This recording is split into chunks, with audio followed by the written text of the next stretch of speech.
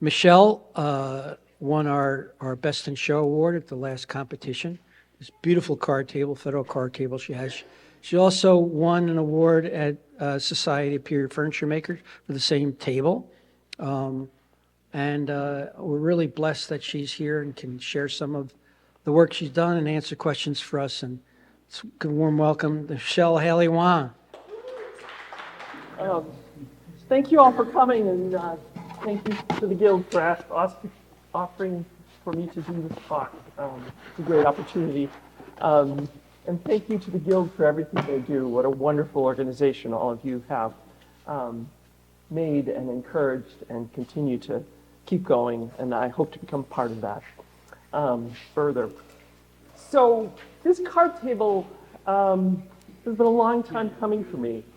I've always really loved federal furniture, long before I had the skill to build anything like this. And to give you an idea of how long it's been coming, this is an issue of Fine Woodworking that was published in December 2005. When I got this issue, I was drooling over this thing. I read this article multiple times. There was no way I had the skill to build this thing at the time that this article came out. But the whole entire issue went into a folder that said make someday. And I pulled it out numerous times over the past 20 years and looked at it and said, someday I'm going to have the skill to make that thing. It took 20 years, looking at a lot of federal furniture. I have over 2,000 photos in my phone from visiting houses and museums, looking at the details of federal furniture, card tables, everything around. A lot of the details on this card table are inspired by those photos. You can see, oh, is it not showing up? Yep. So you can see this here is a card table that has a raised plaque, just like on the front of my card table. It's a card table at the Warner House in Portsmouth that I saw and thought was just beautiful. What a great idea. Took a picture of it, kept it in the back of my head. You can see a fan up there that I think was at the Yale Furniture Study that I thought was just beautiful. Looks somewhat like my fan, very detailed. I like the central elements radiating out with the rays. Lots of pictures that I've accumulated of that. So these are the things that kind of inspired the decoration and the making of this card table for me over time. So finally, in about 2023, after spending some time in North Bennett, taking a whole bunch of classes, particularly taking a class with Steve Latta and learning his methods of doing stringing and banding and inlay, learning hammer veneering from Al Breed, taking a class with Tom McLaughlin on veneering, I thought I could attempt to make this card table in my own style. In addition, I visited the Yale Furniture Study. This is a book that, if you're interested in card tables and federal furniture, it's a study of about 80 federal card tables and all of the characteristics of card tables. It has a whole bunch of information about the construction, as well as a ton of pictures of some beautiful card tables. I visited the Yale Gallery a couple of times. They're really nice. They'll let you pour all over the furniture and turn things up and down and upside down and see how things are made. What I learned mostly by the visits there, was that Steve Latta's design from the Fine Woodworking article was an excellent design. So I relied on his design to the construction, I should say, of the card table. I relied on his design in that article for the structure of the table. The decoration is all my own ideas. As any project starts, it starts with a full-size drawing. This is my drawing. You can't see it very well, so we're not going to use that. This is the pictures from Steve Latta's article in December 2005. The structure of my table is basically this structure. It's a laminated apron. His has 4 layers, mine has 5. His was poplar, mine's pine. Most of the period card tables at Yale were pine, so I figured we'll just use pine. I have 5 layers. What you do is there's 3 boards and 4 boards, and you alternate those layers. Gluing them together, pattern routing with a router to get the outside. The inside is then bandsawn and faired to give you, some people call them brick-laid, although brick-laid is usually smaller pieces, a laminated apron. The laminated apron then has a back rail that is dovetailed to it. So the back rail is dovetailed to the apron, and then there's a fly rail attached to it. The fly rail has 2 legs that swing out, and there's called knuckle joints in the back. So the legs swing out, and that allows it to support the top. And that's the way a lot of the period ones are made. The period ones, a lot of them have a single leg. I found that kind of awkward and tippy. It was important to me to have the 4 legs, and that when these legs came out, there were stops that allowed this to be a rectangle that then supported the top, and they made it look like a more established table. So looking at the period card tables, many of them were laminated,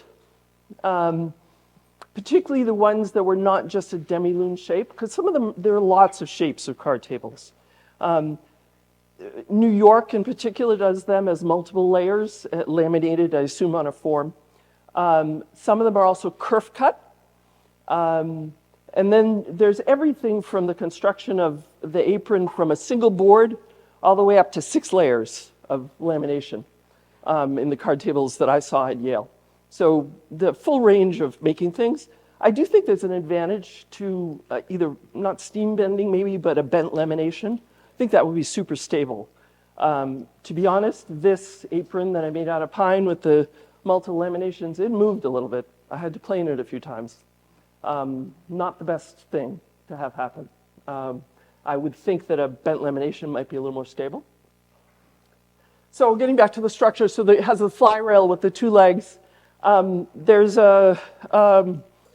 one thing that Steve did in his table was he did this very beautiful dovetail joint. So it's a bridle joint that the legs go up into the apron. You cut it into the apron. He did this little dovetail that helps to protect the veneer on either side.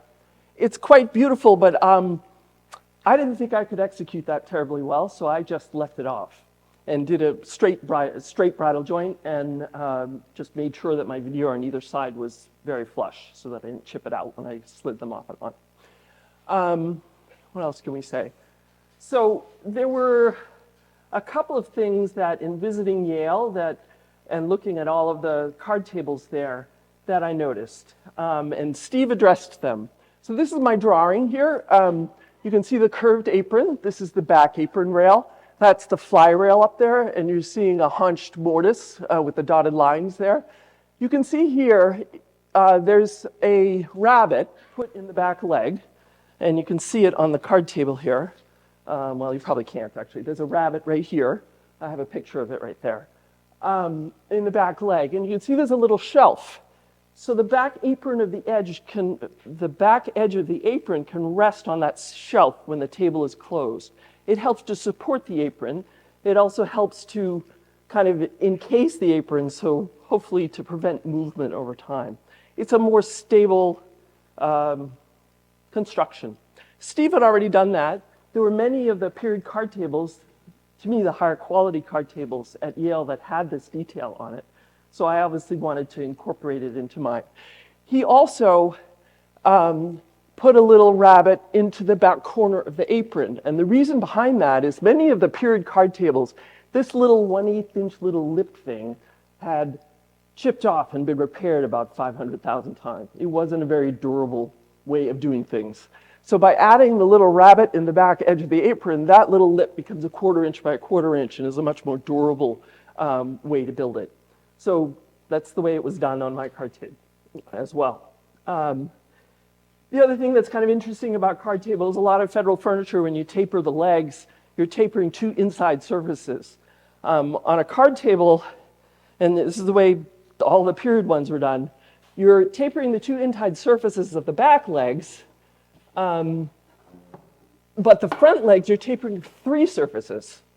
So these legs, these 2 surfaces are tapered half the distance, and the back is tapered the full distance. So it's tapered on 3 sides on the front. Steve had tapered his legs, in his article, tapered his legs down to 7/8. I took him down to 11/16. I thought that with the whole design, it needed to be a little finer. So I tapered it down a little more. I thought it just went better with my design. I considered doing a Boston foot, which is it's a double taper, where you taper, so it would taper down to where the cuff is, and then it would taper again. I tried that on a test leg, and I just didn't like it, so I didn't do it. Tapering on joiner is really nice. It comes out very smooth, really nice taper. I was actually thinking about writing an article for the journal about tapering on joiner, because not enough people do that. The other thing that I added was a drawer. So one of the card tables at Yale had a drawer. It was completely falling apart and was very poorly engineered. So I thought a drawer would be an awesome thing. It is a card table after all, and we do have to have a place to put the cards. So I decided to put in a card table, and I engineered it by, this is looking up at the underside of the card table from the bottom. So these are the runners, and you can see the kickers above. I dovetailed them, a lap dovetail, into the back rail and into the front rail. I always have a shaped shoulder here. Very sturdy, and I did that for both the runners as well as the kickers on top. The opening for the drawer was cut into the back rail here using a scroll saw. I just use a marking gauge to mark out the opening on both sides, cut it out with a scroll straw, and then pare the opening till it's nice and square. So this is another look at it. This is the top. So this is the kicker, it's the runner, and there's the guide, and there's the drawer. The drawer had to stop.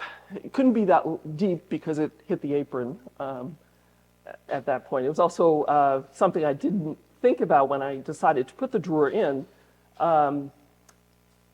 It could not go in if the fly rail was in place. So I actually had to drive the pin out of the fly rail, insert the drawer, and then put the fly rail back on because there was no way to put it in. But it was a solvable problem. It's okay. We can do that. So, I mean, that's the basic structure. It's not terribly complicated. And again, it was really taken from Steve Latta and looking at a lot of period tables. The decoration were more my ideas. When I design something, I make a whole ton of drawings, generally to scale using like an architect's ruler. These are some of my doodles. As you can see, I had lots of ideas about how to do bellflowers. I was kind of stuck on doing fans initially, which didn't come to fruition, as we see. The initial top design kind of came together pretty quickly and is pretty close to what actually happened. The things I had to think about in figuring out the design, I try to use whole number ratios. For instance, the central element on the top is 1/3 of the distance of the back of the top. In figuring that out, I had to try to figure out how many rays should I do. Should I do 5? Should I do 7? Should I do 15? I don't know. I generally like odd numbers. I just think it looks better. I drew it out in a number of different ways. 9 looked best to me. And then once I had that, I had to figure out how the fan was going to be made. And thinking back to the inspiration, I tried 9 and then 9 blades on the fan, and the fan just looked too simple. So I doubled it and made it 18, and that looked good. It looked very much like the quarter fan that I had in my inspiration photos. The legs were inspired by a picture in a book by John and Thomas Seymour. It was a catalog of an exhibition at the PVD Essex Museum in the 2000s. And I'll talk about that more when we talk about the legs. But this, you can see I have multiple drawings here. I was insane when I was drawing this leg. That's a 5-part bellflower in multiple colors. I don't know what I was thinking. Oh my God. This was quite a daunting task to do all of these legs, and it was enough. It was good I backed off from that. So after doing concept drawings, I then do a full-size drawing of the entire veneer design. And you can see I'm working out some ideas here. This is kind of one idea. There's another one here.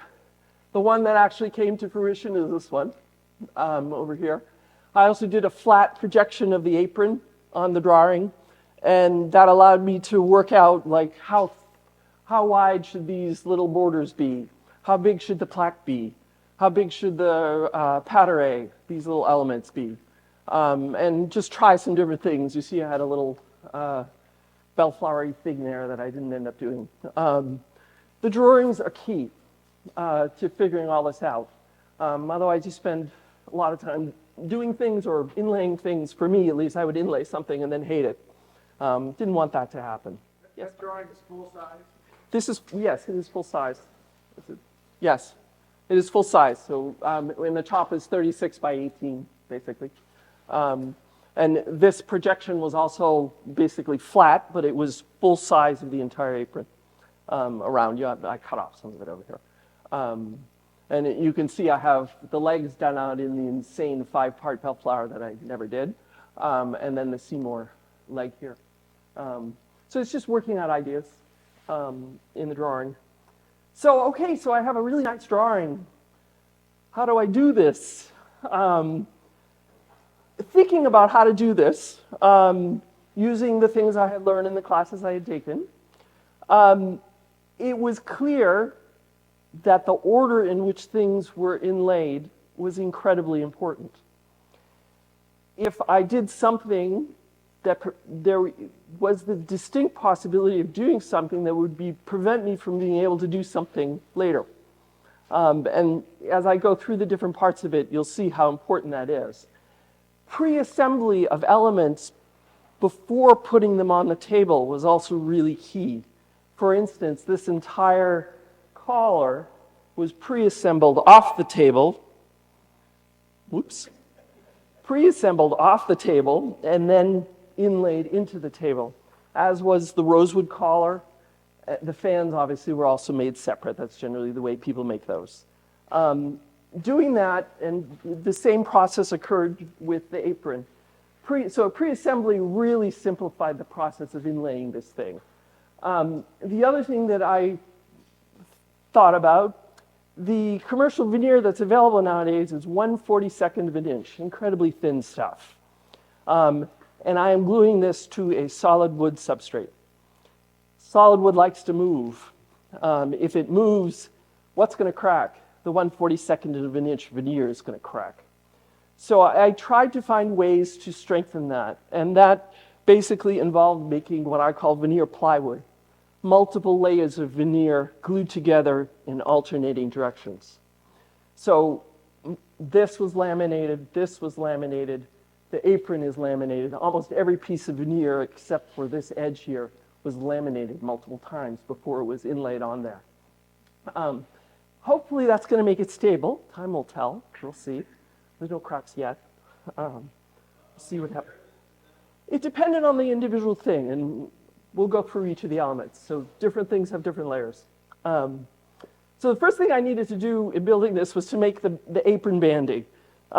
This apron banding is a Baltimore banding. It happened to be the same banding that Steve used in his article. I really liked it. It's not that difficult to make, so I decided to make that one. What that involves, so the little black squares here are 1/8 by 1/8. I used black dyed veneer. I glued together 3 layers of 1/16 black dyed veneer, and that gave me 1/8. Guess they weren't 1/16, huh? But anyway, it gave me 1/8 of an inch. And then glued a piece of 1/42, which is veneer thickness, holly, to the bottom of it. And that gave me a pack that was about 3 feet long and about 3 inches wide. That was 3 layers of black, 1 layer of white underneath it. Then cut that in 3 pieces and glue them on top of each other. And you get a thing that looks like this. So that's the 3, you can see the layers with the white in between. So I had a thing about 1 foot long that was that. It then goes on a little crosscut sled that I have made for my saw. On the saw, I have a 7¼ inch Diablo circular saw blade that has a 1/16 kerf. I have a unisaw, so you can put blades like that on. You can't put those on saw stops. But anyway, so it allows me to lose as little as possible in the kerf, as thin a blade as I can get. You set it up with a stop block. You can see my clamp there, and there's a stop block. And then this tall piece here is a removable stop block.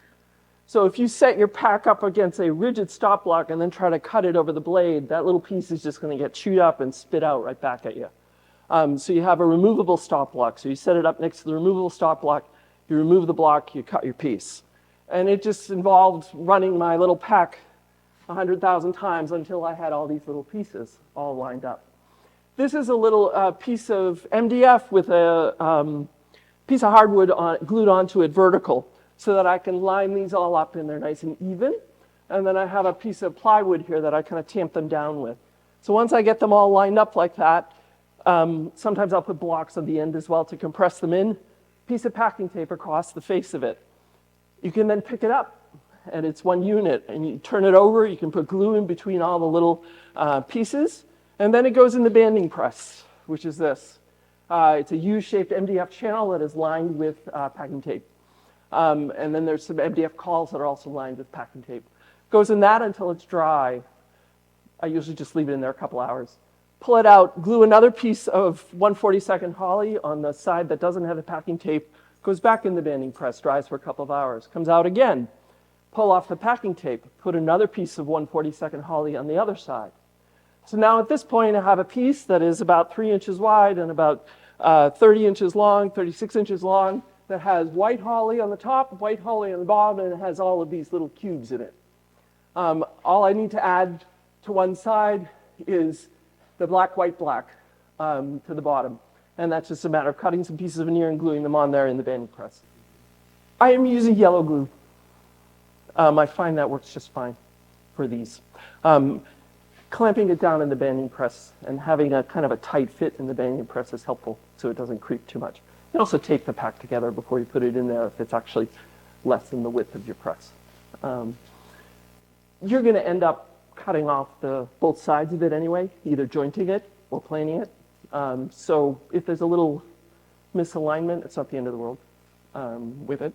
So once the pack is made, you got to rip your banding. I use a D-block method now. So this is a D-block. It's just a chunk of plywood with the edges cut at a circle on the edge. I'm again using my my Diablo 1/16 kerf blade. I have a zero clearance insert, and I have a shop-made splitter in that zero clearance insert. You're basically raising the blade up into the D-block. You obviously have it set from the fence, whatever width you want your banding cut. This is a banding pack here that is black, white, black. You're going to put the D-block directly on top of the pack, so whatever space is here is the width of the height of your pack. I find this very reliable. Makes really nice, even pieces of stringing and or banding. You can adjust it so you can cut anything pretty much on it. I also use it to cut ebony pieces or to cut, like the apron banding was cut the same way. You can see the nice, even pieces. This is the black, white, black. I call it stringing on the table that I use. You could say it's a banding, but it is in the place that stringing is ever on the table. So I'm going to call it stringing. Usually stringing is one species. Mine's 3. So the black, white, black was 3 layers of veneer, 2 layers of black, 1 layer of white. That ends up being 0.07 something, a little more than a 16th. A 16 is 0.0625, which was great because I could take that and run it through, this is a thicknesser that Lee Nielsen used to sell. It's a tool designed by Steve Latta. Lee Nielsen doesn't sell it anymore, but Red Rose Reproductions is making them now, if you're interested in this stuff. This is the tool. It's basically a scraper screwed to a block, and you run the stringing through it, pulling it through, and it scrapes a tiny bit off each side, which is perfect. You can route your channel, run the stringing through until it pops in perfectly, because you want it to fit very tight. You don't want to have any gaps on either side of the stringing. Those will show up in the final product. So it was great that the 1/16 black by black was ever so slightly larger than 1/16, because then I could run it through this and get it to fit my curve perfectly, to get a nice tight fit. This is a video that's not going to work, but it just shows me running some holly underneath my D block. I use this method to cut stringing, cut any bandings, cut anything where I need small elements. It's very safe. There's no way for your fingers to get anywhere near the blade there. So I have my bandings now, my stringing and my banding all made, and I got to make this. This is the final thing when it was done and before it was finished. In looking at this and trying to figure out how to make it, it was very clear to me that the plaque had to be made first. This is a plaque, this central plaque thing, I call this the plaque, is raised up. It's about 1/8 of an inch thick from what's the two elements that are on either side of it. And the size and location of this determines everything else. So I needed to make that first. It was very important to me to have a square of the banding on each corner, a full square, and to also have a full square right next to it on the apron. So in order to get that to happen, I had to cut that first, make that little banding box. So I ripped myself a chunk of banding that was 1/8 of an inch thick. So I ripped a 1/8 inch piece of banding from my banding pack and assembled it into a little box. I decided to take off the black, white, black from the bottom and just leave a black on the side. I wanted to see how this is black. That's the inspiration photo again. I wanted it to be black on the side. So I took that off so it was black. But then I ended up with a corner that had no black on it. So I had to cut a tiny little piece of veneer and glue it there on all four corners to give me the black all up the side. But now that I have my banding box made, I can figure out the central element and I know what size it's going to be and how to lay it all out. So that would be the next thing I was going to do. So this is just the show veneer after I've cut it all out. Didn't take a whole lot of satin wood. This is beeswing sail-on satin wood. It's absolutely beautiful stuff. It came from Certainly Wood. I had sequential leaves of it. I found the prettiest area that I could find on it. And I used 2 sequential leaves, cut out the square in each of those leaves, took the bottom piece and flipped it. So it's a book match right in the center. And that's what gave me this kind of wing look. To me, it looks like 2 wings. Very pretty wood. Once I had that cut, I am a big fan of shooting boards. I have a whole array of shooting boards. And a Lee Nielsen number 9, which I love. This is a straight one. I have a 45-degree one. This is one for a block plane. I shoot everything all the time. It just really helps to get everything square, particularly with veneer. So this central area here was shot. And then the mahogany, which is just mahogany, I think, for veneer supplies. It has a little figure to it, a little wave. The corners were also shot on the 45-degree board. At this point, this is just laying on top of this. It's blue taped on the back. I was just about to put veneer tape on the surface and then remove the blue tape on the back. I then took that show veneer, which is 1/42 of an inch, and glued it down to a piece of mahogany, veneer. The grain of this piece of satin wood is vertical, so the veneer that I glued it to was horizontal. So now I have 2/42 of an inch. I need to get to 1/8 of an inch. Took a few more layers to get there.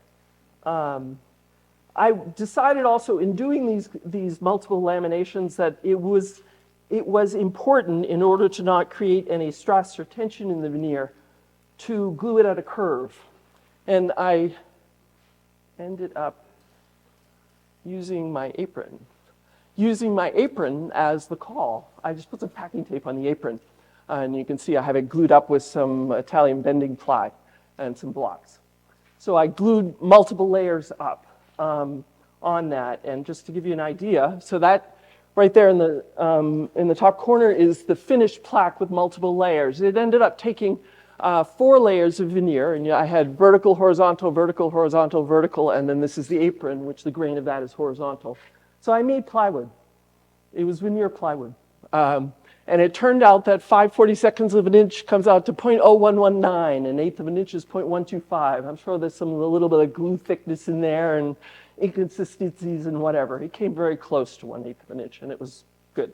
We were okay with that. So there's my plaque.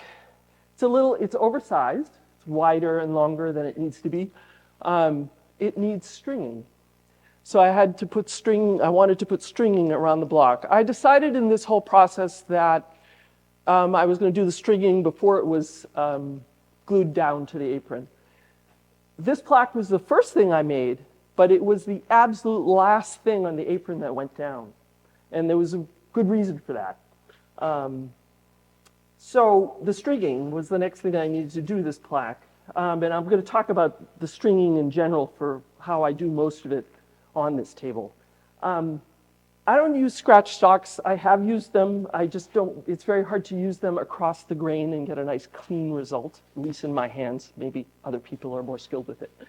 I learned from Steve Latta to use a Dremel. It's what he teaches in his class. There's a base that is sold by Stuart McDonald. This is it. Very well engineered piece, very finely tunable. They sell attachments. This is a binding attachment for it. They also sell really nice router bits that go for the Dremel. They have a 1/8 inch shaft. They sell them all the way down to 1/32 of an inch, which is absolutely perfect for stringing, all the way up to 1/8. All of the stringing on this table is done with this, not with the binding attachment. Usually I double stick tape a fence to the base. So I'm routing a 1/16 inch groove with that, with the router, running the stringing that I have cut with the D-block on the table saw through the Lee-Nielsen thicknesser to get it to pop into my channels. These are the range of drill bits they make. I usually cut my miters and things by hand. I have this big maple block glued to a chunk of MDF. I use a little piece that was like plywood, a little piece of plywood where I have a kerf down the edge because stringing, being so tiny, tends to twist and bend and do all sorts of things. So holding it so it's nice and square to what you're cutting gives you a nice miter. So I'm just cutting the miters and gluing it in. Generally, I glue stringing in with yellow glue. I find it, I've done it with hide glue. Takes too long to dry, too much glue dry time. So yellow glue works just fine. And there is the plaque with the stringing on it. Once I had it strung, I had to very carefully size it down to fit within my banding box. Although it was 5 layers of veneer, all glued together with Unibond, I could still flatten it out quite easily, and I could cut it on the table saw. So I cut it on the table saw on a crosscut sled and then shot it on the shooting boards until it fit within my molding box and was the correct size. The reason I wanted this triple stringing, I wanted very fine white lines. And veneer is 1/42 of an inch. I can't buy a 1/42 of an inch router bit. I don't think anyone makes them, not that I know of at least. So I had to make it fit either 1/32 or 1/16. And by doing the black, white, black, I could make it fit 1/16. Yes, so I used Unibond to do these laminations. Unibond 1, not 800, the 2-part. Unibond 1 it's a PVA type glue that is made by Veneer Systems in Maine. I find it very good. It's designed for veneer. It can be used with cauls. It can also be used in a vacuum press. I used Unibond 1 also because there were things that I wanted. Well, I used it because it's a good veneer glue, but I used it because there were things I wanted to use hide glue for. And I needed a glue that would be stable with both heat and water. And Unibond 1, after a cure, is stable with both heat and water. So hide glue is usually hot and quite wet. at the same time. So, and actually this is an example of that because, so this whole plaque is glued together with Unibond 1. I then glued the banding box I had made around the edge, and I used hide glue. I used hide glue because I wanted something reversible in case it decided to move while I was gluing it. I wanted to be able to take it apart and put it back where it belonged. It didn't need to be moved. It glued once and it came out fine. I glued it on the curve again. I glued it on the apron. So this whole plaque, when it was finally made, you can see there's a distinct curve to it. And I thought that that was important so that there would be no kind of tension in the piece when it was finally on the, hopefully it makes it more stable. I don't know, it's just what I decided to do with it. So I have a plaque now, the central plaque. Once I had figured out the dimension of this in the central plaque, that allowed me to cut out the two side pieces for the plaque. So then I had the dimension of this, and I could figure out this dimension as well. I could get it from the drawing, but it's much better to do it from the real life thing. So this was just a matter of, again, cutting it out. I generally use Olfa knives to cut veneer. I use veneer saws on bigger things, but these kind of small things, I find the Olfa knife is adequate. So I cut this, I shot it square, use a carving gouge to cut off these oval corners. I generally make, when I'm cutting something kind of complicated like this, I'll draw it out on a piece of MDF. It just helps me to figure it out. I think I have my drawing here somewhere. Yeah, so that's the one right there of those plaques. And I do that in making fans, making anything. I'll draw it out on a piece of MDF. So after I had those cut out, I then had to figure out how to cut the mahogany banding that goes around it. It's a matter of just cutting it using a carving gouge. So I cut it so it was oversized, cut the miters, shot them on the shooting board so they were nice and tight. And then I used the carving gouge, marking carefully to cut the ovalos and then cut the straight lines with an Olfa knife. Once that was all cut and fitted adequately, blue tape on the back, veneer tape on the top, glue it down to a piece of mahogany. So again, it was laminated. This is vertical grain, so I glued it to vertical mahogany, and the apron is horizontal. So basically it's horizontal, vertical, horizontal. So we have 3 layers there. Hopefully that makes it more stable. After I had those made, I had to string them, just like I did the plaque. So the stringing of the oval corners, these little things, never done that before. Was a little concerned about routing on a curved surface and getting some distortion. So I decided to route them before I actually glued them down. And I used a little form. I made a piece of MDF with a hole in it. And this is a technique using the Dremel that Steve Latta teaches in his classes. You can use the shaft of the Dremel router bit, which is 1/8, and the cutting head is 1/16. You can use the shaft of the Dremel of the bit as a bearing. So you're taking the bearing and running it along the inside of this opening, and that allows you to, it's pattern routing of a type. You can see that the shaft is much bigger than the end. So I'm basically plunging in here and routing along this little thing. So I did all 4 corners. I didn't do the straights because the middle would have fallen out and then I would have had a problem. And then I glued them down, and I used hide glue. The plaque here is just laying there. It's not glued down. These 2 sides are done. I then used the Dremel to do the straight parts after it was glued down. I did it with hide glue specifically because I could clean out these recesses quite easily with the hide glue. It would have been harder if I'd done PVA or Unibond. So once that was done, it was a matter of doing the stringing. I'd never done oval corners with stringing. Wasn't quite sure how it would go. I tried just using the stringing without doing anything to it. Didn't work very well. The miters didn't come out very nice. Didn't like it. So I tried pre-bending it. This is a pre-bend piece up there. I generally bend things on my Mohawk knife. It's a burn-in knife using a little water. So I wet it and then heat it up on this, and I use a piece of feeler gauge to help guide the curve. And you have to be very slow with it. You want to heat it just a little bit, bend it just a little bit, let it cool down. So I pre-bent it and tried that. That didn't come out so good either. I then tried a technique that I learned from Steve Latta, which is using separate pieces of stringing. So 2 loose pieces of black and 1 loose piece of white. You tack the ends together with yellow glue, miter that end, and then you can shove that into where you want the miter to be.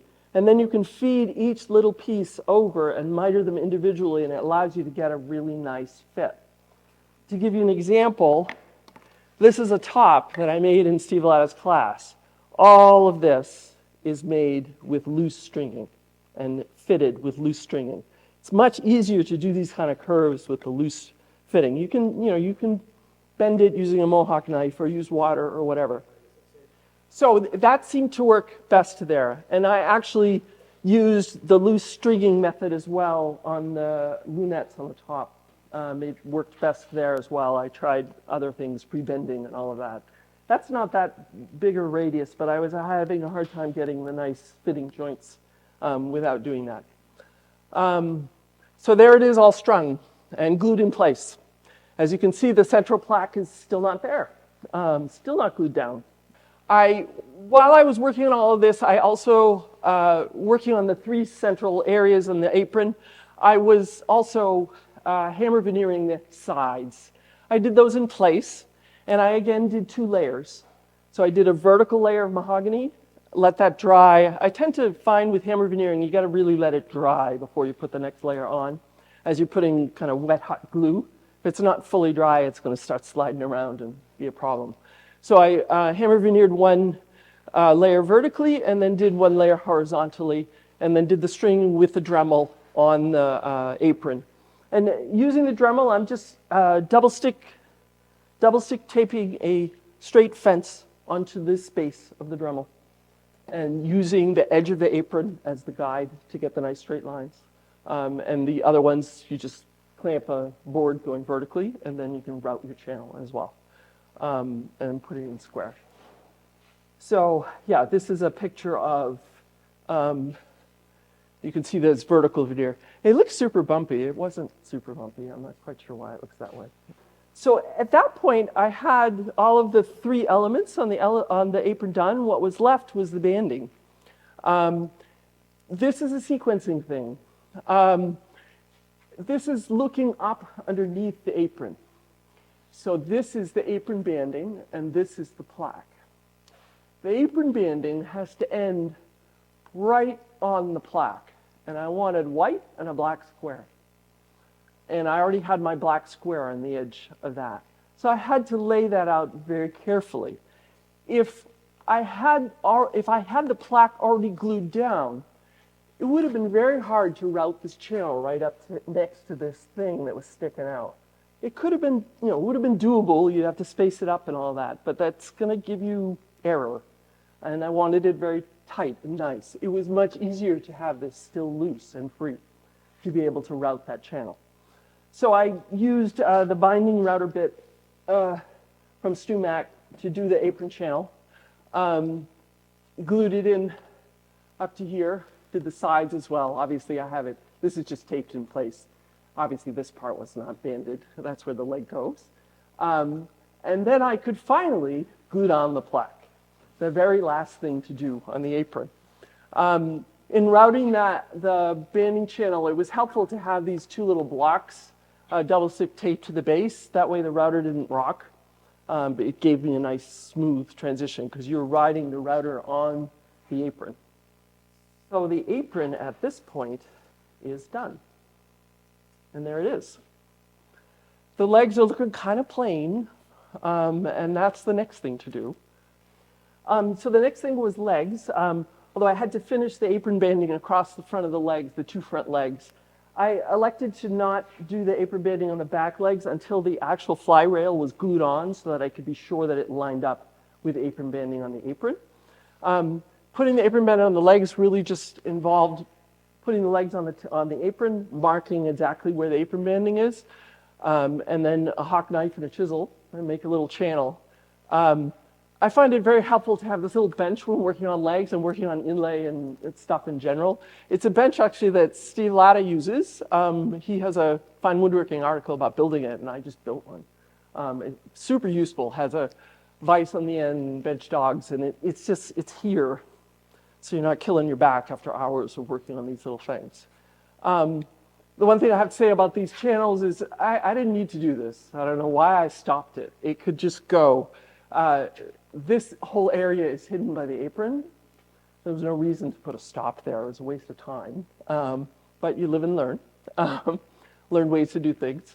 I generally, cut the banding again by hand, either with a Japanese saw or a chisel. I tape it together, tape the points together using clear tape so I can see what's going on, and then glue it in. So I get, as tight miters as you can get. Glue it in, and it's usually a little proud. Flush it up. I'm using a block plane and a scraper to flush it up. I try to not use sandpaper I use sandpaper as little as possible, and I find sandpaper on stringing and bandings. Because of all the different woods, you tend to get differential sanding, shall we call it, and you get the lunar surface. So a scraper is a much better tool to try to flush these things up. So the rest of the legs were inspired by this picture, which is in this book. This is a really great book about John and Thomas Seymour, who are two cabinet makers for the 1800s. They're Boston cabinet makers. There's a couple of rooms at the MFA that's full of their unbelievably beautiful furniture.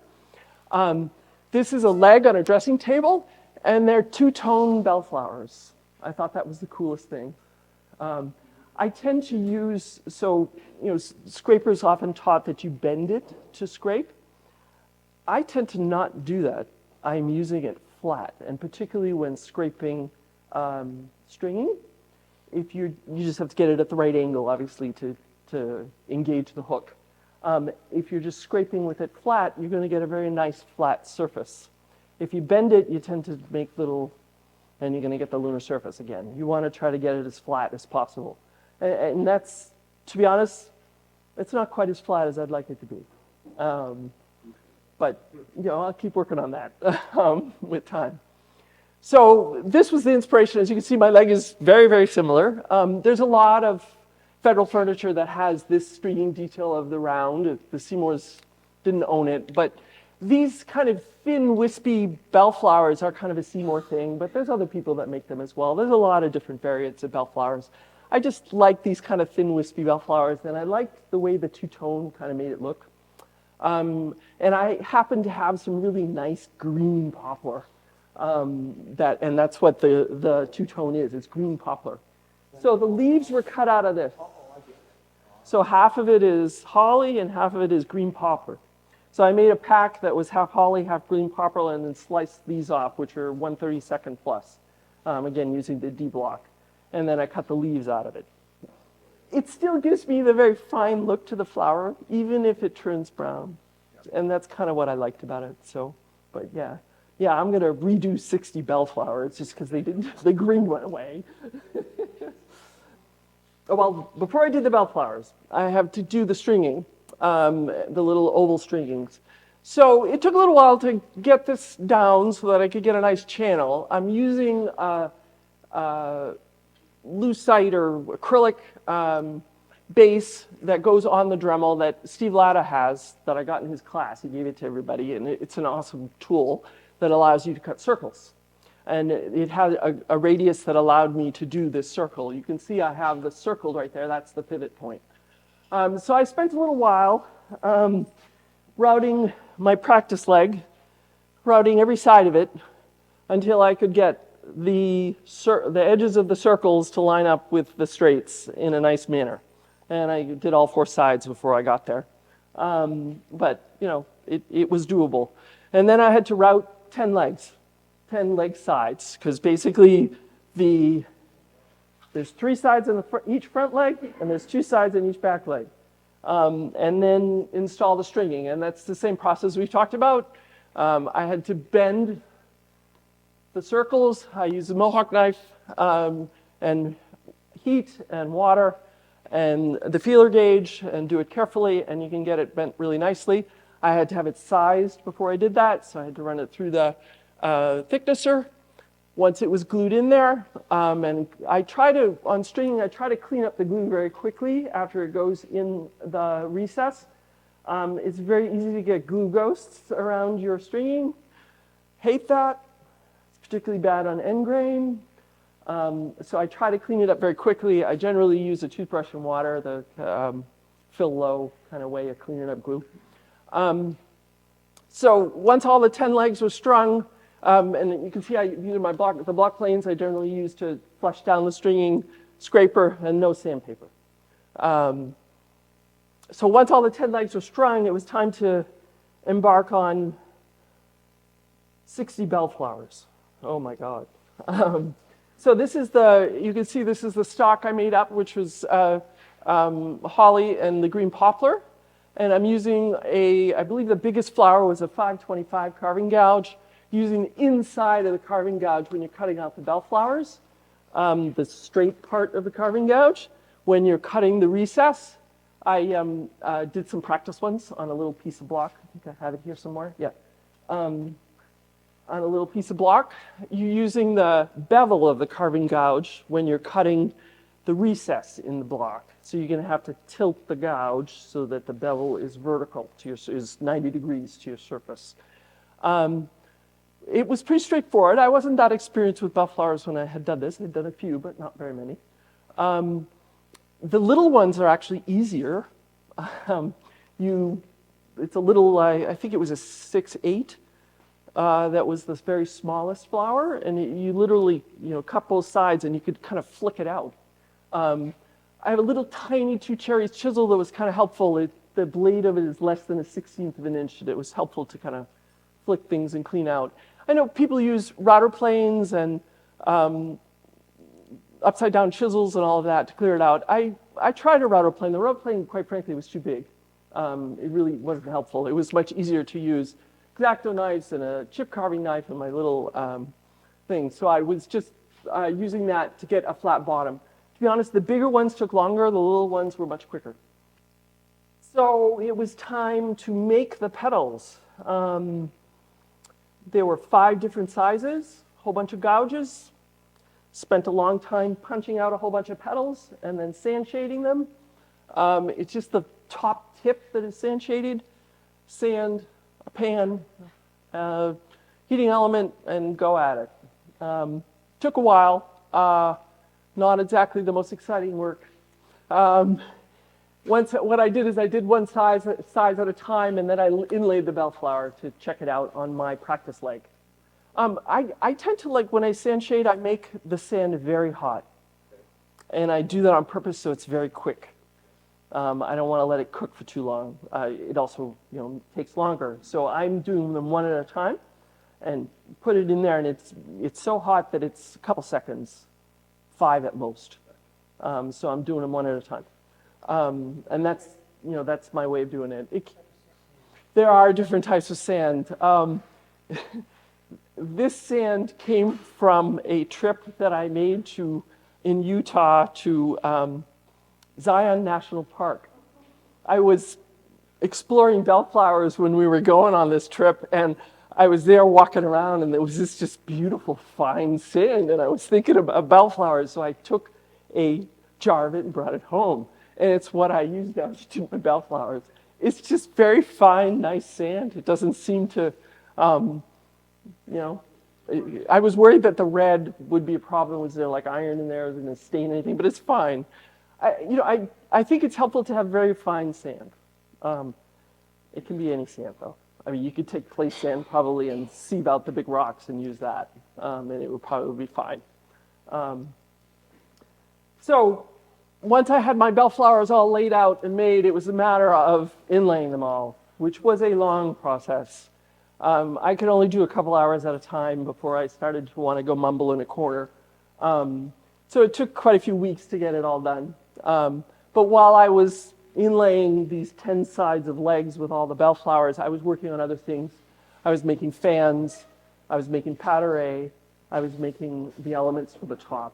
I was finishing the fly rail, I was working on milling the top as well. So it took about 20 minutes a side, and I did one on each side, all 10 legs. I did 2, I did 3, and then they were all done. And then once that was done, you can see here there's 5 legs. This is the practice leg. So once I had all the bellflowers, I had to do the dots. The dots were actually quite quick. I make the dots on these plates. This is a dowel plate that you pound it through. That only goes down to 1/8 of an inch though, and I needed much smaller dots than that. This is a jeweler's draw plate. They use it to draw metal wire through and size the wire. It has little carbide inserts in it. You can draw wood through it too. So you just size it down to 1/8 and start working your way down on the draw plate until you get to your size. It's a pull action. So you feed it in and you grab it on the other side with some needle nose pliers and pull it through. You don't need a whole lot yet. They are end grain. And I know there's a lot of people who are against end grain dots. I don't have a problem with them. I think when they're very small, like I have, I don't think you have a choice. How are you going to make a 1/16 dot that's not end grain? Maybe you can. I haven't been able to succeed at doing that. It's much easier for me to do end grain and make a 1/16 dowel. You don't need a huge amount. You can make a couple inches, and that's enough to do this whole table. You really don't need a lot. And this was holly. I then cut little 1/16 inch pieces in this little tiny miter box using my Japanese saw. You can see the different dowel sizes I have here. Little bits, I have them labeled. I think the little block I sent around, I had some of the dots inlaid into it. I was fooling around with it, trying to figure it out. I drilled the holes primarily with, the last one's a pin vise, which is just a regular bit, which is a little hard because you can get chip out around the edge. But most of them I used, Lee Valley has some very small brad point bits. If you run the bit backwards first, it scores a nice line around the hole so you don't get any chip out. And then you can drill your recess. You glue in the plugs, you gotta let them dry thoroughly. If you try to flush them up before they're dry, they're just gonna pop out. I find it a little hairy trying to flush plugs, tiny little plugs. I found that if you scored around it with a chisel, just going around all around the edge with the flat against the surface, scored all the way around it, and then paired all the way around it, you could then get it nice and flush without chipping anything out on the edges. There were a few I had to re-drill out and do because they just weren't okay. I've tried the leather punches. The problem I've found with it is, one, the recess, matching the leisure punch to a recess, which you have to get a brad point bit that's the same size. The thickness of the veneer that you're punching with, it tends to bevel the surface of the veneer. And you can't use very thick veneer as well in doing it. So all of that's kind of hard. Does it bevel both sides of the surface? It bevels all the way around it. So can you turn the veneer over? Yeah, you can turn it over. Some people, I think Roger Myers told me that if you hammer it, after you make it with a punch, if you just hammer on it, it flattens it out. So there's the legs, all done. I also, while I was taking breaks from incredibly meticulous work, I these are socks, and that's a cuff. I put some rosewood socks on them, on the legs. I used the jointer to cut the recess for the rosewood. The rosewood is actually kind of thick. It's like 3/64. So I used the jointer to cut the recess and then cut the top edge, glued it on there. I had been told that rosewood doesn't like PVA glue and that it doesn't bond with it. I'd never actually experienced it. Well, I experienced it. I glued it down with PVA glue, the first layer, which you do the back of the leg first. Glued it down, and 2 hours later, it just peeled right off. And you cleaned it first? I cleaned it, I made it all good, and it just peeled right off. I was using Type on 1. Clean with acetone? I didn't clean with acetone. Acetone is the one thing that helps really. I just used hide glue, which I hunted around and looked it up, and the hide glue evidently works really well with rosewood. So I use hide glue. You glue the back on first, then you glue the two sides, and you're obviously flushing up the corners. The corners are not mitered. You don't need to miter them. It's very thin veneer. You don't see it. I mean, if you got your electron microscope out there and looked at it, you'd probably find it. But, from this distance, you're not going to see it. So anyway, you glue the back, glue the two sides, and you do the front last. And then the cuff banding is the same process as doing the leg bandings. Cut your channel. I use a hawk knife and a chisel. Cut your channel, cut the miters, glue it in there, flush it up. Yes. The recess so I jointed up to here. And then the curve, use knife it and chisel out the rest of it. So you get to set your joiner to the thickness or a little less than the thickness of your veneer, and then feed it in backwards with a stop block. So you can stop it at the right place and have it stop at the same place. And these are tapered legs, so those are a little off. So you get to stop shy of where you actually want to be. So you can. The only thing left on the legs at this point, and this is the table just all dry fit, were the patterae. And I had a huge amount of indecision about what to do with these foolish patterae. I originally had wanted to do fans. And that's what I had on the drawing, and I had made them. But I put them on the table, and I just, too busy, didn't like it. And stared at it for quite a few days. Really, really didn't like it. So I made rosewood ovals. So these are the patterae I made. They were fine. I made a rosewood oval to try that, which would pick up on the legs. Didn't like that either. It was too dark and kind of faded away. I ended up making satinwood kind of lozenge oval things. And I liked those. Yeah, I think it just brings it together better. That was quite a few days of angst and trying to figure out what the heck to do. Inlaying those patterae was involved. It took about an hour each. I clamped it to the leg, knifed around it, used the Dremel to hog out most of it, setting the Dremel very carefully for depth.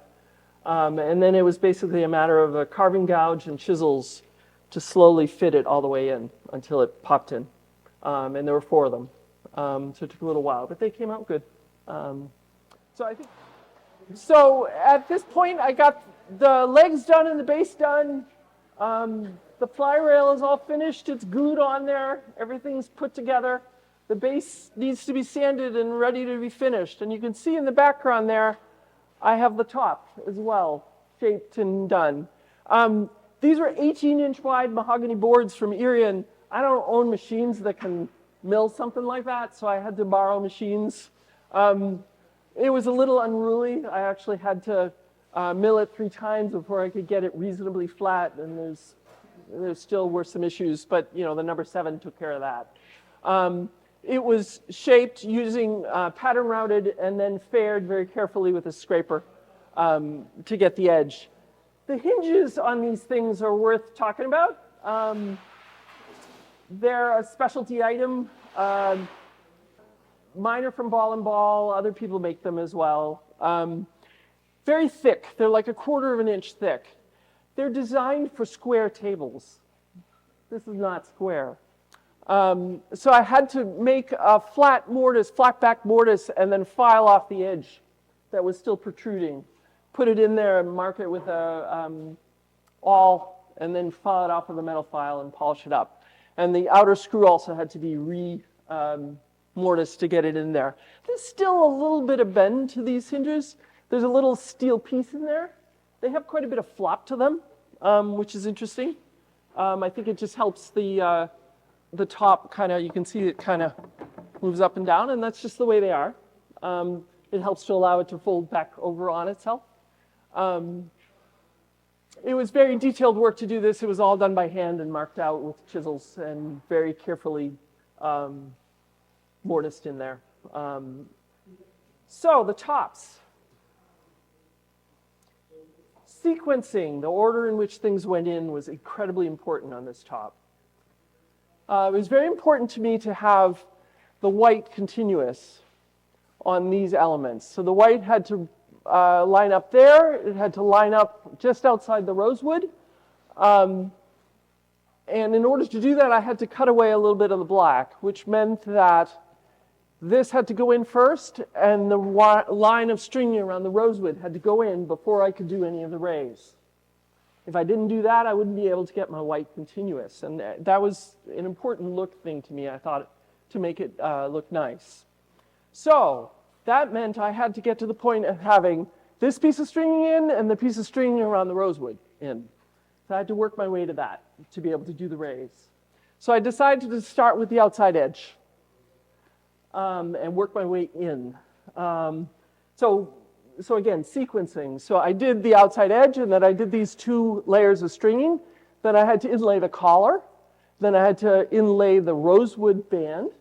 And then I could do that inside layer of stringing. And then I could do my rays. A lot of this was pre-assembled. The entire satinwood collar was pre-assembled. The entire rosewood band was pre-assembled. The fan was made separately and pre-assembled. And then they were inlaid sequentially. And the string was done after they were inlaid and cut in with the Dremel. And again, everything is laminated. Everything except for the outside edge here is laminated. The rosewood collar is 2 layers of veneer. The fan is multiple layers of veneer. I don't even remember. And the rosewood is 2 layers of veneer. And again, I tried to orient the veneer to try to make veneer plywood to try to make it as stable as possible. So doing the, I did have a little design decision here as well. Initially, the collar, I call this thing the collar, was going to be rosewood. And I made it out of rosewood. And then I put it on the table, and I'm like, this is just too dark. I don't like it. So I thought, well, what if I do it in satinwood? And that's my kind of mock-up there, looking at it. I like the satinwood much more. So I remade the collar in satinwood. And now I have this beautiful rosewood collar that needs a table to go on. So yeah, at some point I'll do something with that. So the first thing was starting on the outside edge. First I had to route a recess. I used a trim router. I think I have a Bosch trim router. Spent a long time, and it's very important with this kind of inlay to me to set the depth very, very carefully. And I mock it up. I mill myself a nice flat piece of board and fool around with the router depth until the veneer is as flush as I can get it. I would rather have it either flush or slightly proud. You really don't want it to be below the surface, because then you're having to scrape the main surface and you're going to get the lunar surface again. It's just going to be rough. So, but you know, this is 1/42 of an inch veneer that we're cutting a recess for. So it takes a little time to get that appropriate. So this was routed out. I used a curved fence that I made, double stick tape to the base of the router, run along the edge to get a nice clean edge going around. And that helps with that. I then had made a pattern of that edge where the inside is curved to cut my little pieces of veneer. Yeah. So made a pattern, and this is just a matter of putting it on top of the satinwood and cutting out a whole bunch of pieces. And you can see a piece right up there that I've cut, as well as one that's a partial piece. Then it was a matter of laying them all in my little recess. I did all 3 sides of the top at the same time. You can see you're seeing the inside here. Laying out all the pieces, I shot these edges on the shooting board to get very nice tight seams. You have to try to make this not too wide, because you're trying to get vertical grain on the banding. If you make it too wide, your grain is going to start to get diagonal, and you're going to really call attention to your joints. So that just depends on your veneer. You just kind of have to look at it and make it fit. I glued up 1/3 at a time. You can see here there's veneer tape. So I would shoot all the sieves, tape it all together with blue tape on the back side, make sure the inner surface was a reasonably good fit to my recess, and then veneer tape the top, glue it down. I used Unibond. And I had a curved caul, and it was just clamped down. Did a third at a time, worked my way around, got it all done. This is a little wider than my actual recess, so there was an overhanging edge, which I then used a router to flush up and scraped it a little bit, and then they were all done. Had to put the stringing lines next. And this again is a matter of the router. I used my curved fence again. I obviously didn't have this on there. Double stick tape to the base, a 1/16 router bit, set it to where you need it to be, and run it around the top. And there's 2 lines to do, run it around, put in the stringing. I didn't have string pieces that were long enough to do the whole thing in one go, so I had to do a seam. I generally splice my seams, so I'll cut one piece of it a little shorter, and the other pieces, it gives you, hides any kind of joints. There are a few places where the joints are not the best, but did the best I could. And then flush it all up. You can see it's still wet here because I try to get rid of as much glue as possible as soon as possible, generally using a wet toothbrush to get rid of all of that. So now I have the outside edge of the ray established. And I need to do the inside edge. To get the inside edge, I needed to make a collar. So these are satinwood. I drew it out on a piece of MDF. And I had to be very meticulous about making sure my rays were all exactly the same size. And I used dividers to lay it all out and get it very laid out, evenly laid out. I like to use a window, so I just cut a piece of paper. And you can lay it on the veneer, and then you can figure out if your figure is pretty and is in a nice place. And then you can use the negative to actually cut the piece. So it's a matter of cutting all the pieces, laying them up. These edges were shot on the shooting board to make them nice and tight. This is a little tiny bit oversized, so I could shoot them down to fit. Glued to a piece of mahogany, laminated again. The substrate was horizontal, meaning the top. So I did vertical mahogany. The grain on this is going all over the place, God knows. But I figured any level of lamination is going to help me. Once I had that made, and you can see the top there, I haven't taken the veneer tape off. I needed to cut the lunettes, which are the little scallops on the edges. And this again was the pattern routing using the shaft of the Dremel bit, using a form, which I had here somewhere. Here it is. Piece of plywood cut to the scallop that I wanted. Clamped it down very carefully so that it wouldn't move, and routed each of them. You can see I was a little concerned because I'm routing cross grain. I didn't know if I was going to get chip out and so I tried a test route, and that seemed to go fine. So then I just started routing them, worked my way around. This is just 2 layers of veneer glued together with Unibond, and then just taped down to a piece of MDF, and I was routing all the way through it. It started to curl up, so I had to tape it down so it didn't curl up and get in the way. So then I had a separate element with scallops all over it. And now I have to inlay it. So I clamped it up to the top very carefully, knifed around every scallop all the way around. And then routed the recess, again being very meticulous about the depth of cut of the router to make sure it was the right thickness for my collar. And then glued it in there with Unibond. I just used cauls to do that. It seemed to be fine. You can see the vertical mahogany veneer.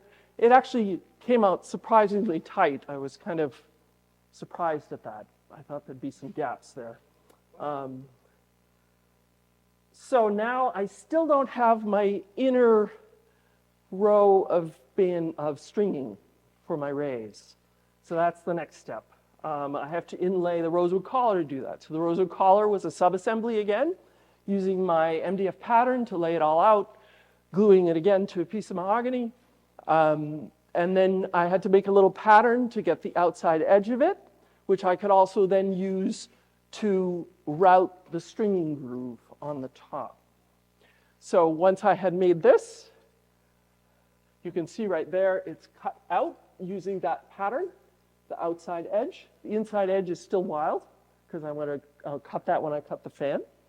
I then could use that same pattern, which is this one, I believe, using the router bit again as a pattern route to route this groove and inlay the stringing in it. The stringing it just went in. I didn't know if I would need to like wet it or bend it or do anything to it, but it was fine. It was a small enough arc that it could go in. So now I have the inside edge of my ray. So now I can do the rays. To do the rays, I needed absolute certainty that router was not going to wobble in any way, shape, or form. I needed super straight lines. So I made myself a little carriage that used my curved guide. And you can see it. Oops. Where'd it go? Yeah, so you can see it here. It's a tight fit to the base of the router. I was using the clear plate so that I could see what I was doing underneath. I had, prior to doing this, I had spent a long time with a pair of dividers, figuring out where the rays would end up in order for them to cover the veneer seams on my satin wood collar. And I had a center point here, which was a key point, again, sequencing. If I had had the fan here, it would have been very hard for me to see my center point and be able to get my lines in the right place. Probably would have been doable, but it's better to not have it there. So using this, I was able to quickly route all of those. I stopped just shy of my banding here and my banding there, and used chisels to even it out.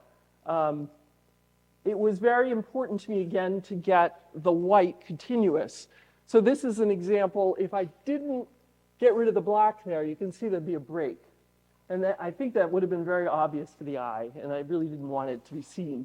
So I made sure I got rid of the black so my white was continuous. And you can see an example of it up there. This is pretty straightforward. Cut them to length, remove the little black. I just use a chisel. I have a little chip carving knife. Tweezers are always helpful when working with stringing. Glue it all in with yellow glue, flush it up with the plane, use a scraper, and I have all the rays. So now I need to do these lunettes all the way around. So what's left to do on this top? I have to string the lunettes, I have to inlay the fan, to install an ebony binding around the edge.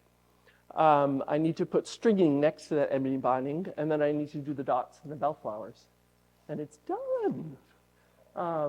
So to go through that kind of quickly, but the lunettes, I used the same form that I used to cut the lunettes on the collar to route the stringing.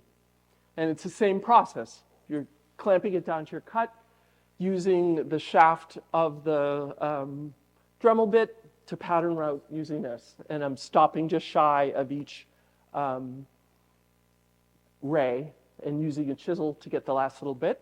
I did every other one because I was a little concerned that I was going to blow something out here if I did both sides at one time. It was kind of hard to get these nice, but I tried. But they were going to have a dot over them anyway, so I didn't need to worry about it too much.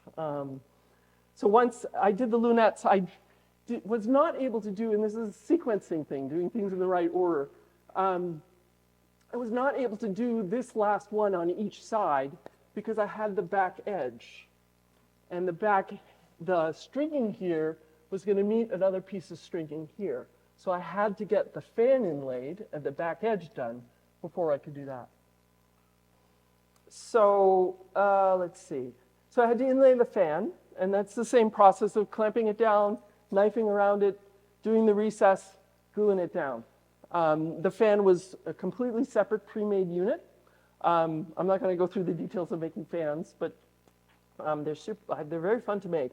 These are quite complicated fans to make, many parts, 18 little blades. So the back edge, I wanted the entire top, both inside and outside, is bound with ebony. And the outside edge has a little layer of stringing just inside the ebony. I used the Dremel binding bit to get that recess, and I decided to inlay the, well, actually, I'm getting ahead of myself here. So on the back edge, I inlaid the back piece, the piece of ebony all the way across the back, and it's just on the top. And then I went back with the Dremel and routed a little channel to put the stringing in afterwards. I thought that would be easier, being that the string was stopping here, whereas the ebony was going all the way across. So the same processes we've talked about. The only issue was I wanted, again, the white to be continuous in the corner here, so I had to stop routing here, start routing here, stop routing here, and then go back with a chisel and get that all to be continuous and work. So I had the back done, and so once, obviously, I put the ebony across the back, I could then do the last two lunettes and link all that up. So all the stringing is down at the top at that point. I had to do the bellflowers, and we've talked about how I did the bellflowers. It was a matter of just doing it. I did the dots first. There they all are. I have an Instagram account. It's under Michelle Halley. I have this animation of these inlaying this on Instagram. If you want to watch it, it's kind of fun. So there's the dots. There's one petal in each place. I did half petals up at the top edge. So it's green on one side and white on the other. And then I did 2 petals. And then I did 3 petals. And there they all are. You glue up a pack that's half white and half green. Yeah, this is green poplar and this is holly. So you glue up a pack that's this, and then you slice off 1/32 pieces, and you cut your flowers out of that using the joint as the center of the petal. Yeah. So the last thing is to do the binding around the edge. I routed that, as I said, with Dremel binding bit, and I glued both the ebony and the stringing on at the same time. Seemed to work fine. I didn't know if ebony sometimes can be very stiff and chippy and tough to work with. I didn't know if I was going to have to like wet it and bend it and stuff, but it actually just went very smoothly around. So I didn't need to pre-bend anything. It's a pretty big curve, so yeah. And I mean, ebony joints just disappear. It's black. You don't have to worry about them terribly much. I did scarf them because you can see I have 3. I think there were 3 pieces of ebony to get all the way around the top.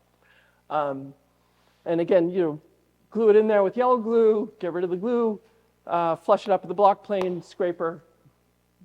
We're good at that point. So the only thing left at that point was to do the central fans on the inside of the tops. And I had already made them. I inlaid them. And then there was a catastrophe. If you look at this, so the table was done to me at that point. I was like, oh my God, the last element, I'm there. If you look at this, this is the first set of fans. I had to remake them. The first set of fans that I inlaid, they look kind of ovoid. The sides are kind of flat. And the minute I inlaid them, I was just like, that does not look right. I'm not happy with that. And I stared at it for a day, was pretty upset about it. But I pretty quickly said, okay, I got to redo this. And what I've kind of figured out, looking at it and thinking about it for a while, the fans I had made have a central line up the middle, and they have a full blade here and here. Because when you put like a window, a circular window over this, the thing is round. Sure as heck doesn't look round. And I think it was because of these full blades here that did that. So I remade them so that there was a central blade here, and you have, well, sort of a half blade here. And it looks round. I don't know, could I have known this ahead of time? I doubt it. It was a heck of a lot of work to do this. These fans take 3 to 4 days to build. I'm glad I did it. I swore the entire time I did it. But I'm glad I did it. I made them a little bigger because I had to, the sad day, I had to do this. such a scary thing. But you can see I made it a little bigger. I did put a piece of ebony across the back to protect the veneer, and that's the piece of ebony from the first set of fans. So the table is done. You have to be very careful with your scraping, and that's why it's extremely important when you set your router depth to make sure, and using a router I think is very helpful in this. If you're doing this by hand, it would be very hard to get a flat bottom surface. The surface underneath, so although I routed it, I often ran a scraper over it as well to make sure there were no bumps and it was nice and level and flat. But you know, if you hold your router, you get a nice flat bottom. Certainly, I was constantly worried about scraping through that incredibly thin veneer all the time. And I just scraped very carefully, and I made sure that my surfaces were as level as I could make them. You'd be surprised how much you can scrape 1/42 of an inch without going through it. I do really like the green tape, though. I like it better than blue tape. It's more tacky, and it does stretch a little more. And I think, you know, when you're trying to use it as a caul, shall we say, to keep something in an edge, a little tiny thing into an edge, it's really nice to have that stretch to bring it around. When I run out of the 1-inch blue tape, I'm probably going to buy 1-inch green tape because I think I like it. It's very nice stuff. Yes. So the finishing is shellac. The leg that's going around, you can see this is super orange. I tried orange shellac on it because a lot of period antiques were done in orange shellac, so I was going to try and see what it looks like. It just was too orange. I didn't like it, so I went to blonde shellac. Generally, in my experience with finishing highly inlaid things, I try to do like 2 or 3 coats of a heavy pound cut of shellac to fill any defects. And then I will pumice it using 4F pumice. And that usually takes the pumice as well as little bits of shellac, fill any defects. And then I'm patting on layers of shellac after that until it gets a nice finish. I didn't want this to be like a super shiny French polish finish. 1, because I just don't like that, but 2, because I think my arm would have fallen off by the time I got to French polishing this whole surface. I don't think my rotator cuff would have survived. But I don't like super shiny finishes, even on, you know, most period stuff you see is not super shiny anyway. So after I got a very nice finish with everything filled, all the grain filled with shellac, I did put a couple layers of armor seal on it, on the top alone, satin armor seal, to give it a little more of a durable finish. That's a polyurethane. Because, you know, shellac is not the most resistant finish. It doesn't do well with water or heat or a lot of things. But it does a beautiful job of bringing out the figure of woods.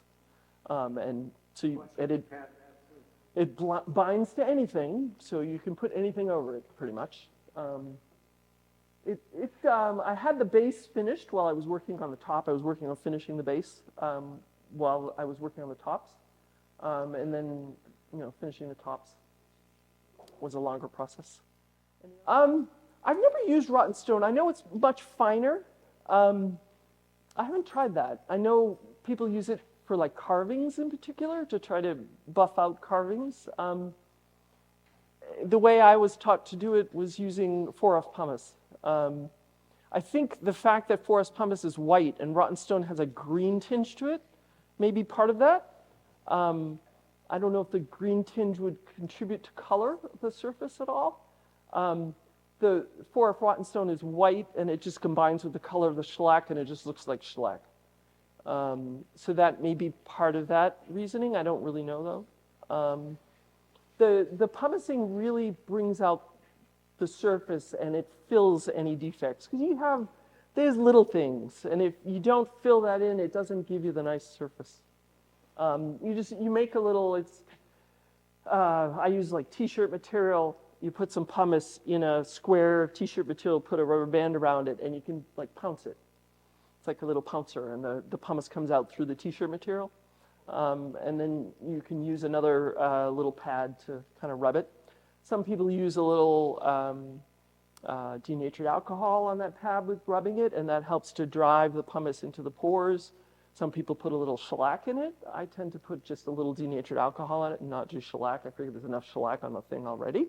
And denatured alcohol is a solvent of the shellac, so we should be okay there.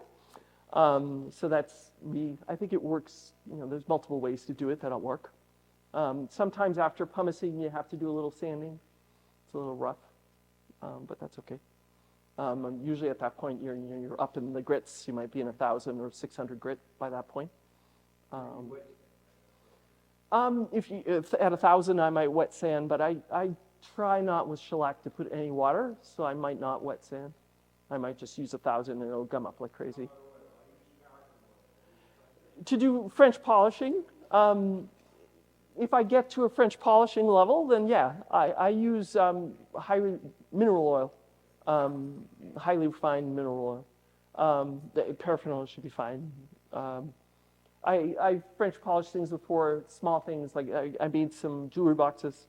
Those were French polished all the way with, you know, multiple layers of oil and spending forever. French polishing is kind of fun. It just hurts your shoulder. I started in May, early May, and I finished in mid-October. I was, by the time like August, September rolled around, I was hoping I could get it done for the competition. I wasn't sure, but I was working away. So I worked pretty hard in September, October to get it there. And then the inside fans were not the thing I needed at that point in time to happen. But I had to fix them. Couldn't leave them there. But so I started early May and finished mid-October, and that's completely finished, all finished at that point. Most of the building and inlaying and all of that was done by the end of September. It took a good 2-3 weeks to get it all finished up and polished up and ready to go. Yeah, it was extremely fun for me. I love figuring these things out. It's just so fun. And as you can tell, I really like the detail work. And, you know, I'll be building some more things. Well, thank you.